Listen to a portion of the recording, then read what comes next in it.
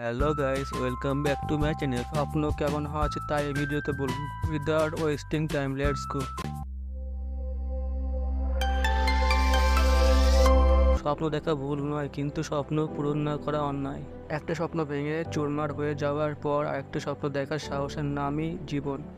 গন্তব্য সামনে থাকলেও পথ বাকিয়ে দিও না। যাই ঘটুক না কেন, মনের স্বপ্নগুলো ভেঙে ফেলো না।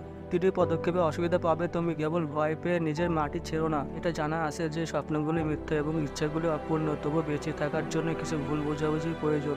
সব কিছুতে ঝুঁকি নাও, যা তোমাকে তোমার স্বপ্ন সত্যি করতে সাহায্য করবে।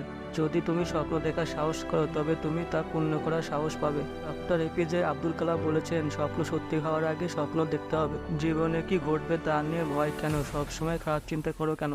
আমরা চলে থাকবো গন্তব্যের দিকে। যদি কিছু না পাও, তুমি তোমার অভিজ্ঞতা তো নতুন হবে। স্বপ্ন সেটা নয় যেটা তুমি ঘুমিয়ে দেখো, স্বপ্ন সেটা যেটা তোমাকে ঘুমাতে দেয় না।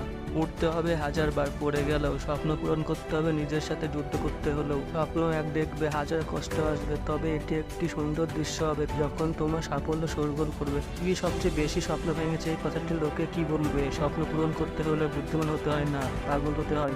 আমার সাহসে সন্দেহ করো না, আমি সেরা সূত্রে স্বপ্ন করেছি। গন্তব্যে তারাই পৌঁছায় যাদের স্বপ্নে প্রাণ থাকে।